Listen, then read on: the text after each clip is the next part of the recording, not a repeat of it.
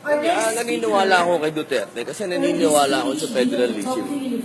Naniniwala ako na dapat dumating ang panahon na hindi na lang umaasa ang Luzon at ang Mindanao at ang Visayas at ang Palawan at ang ARMM sa isang matatawag natin Imperial Manila.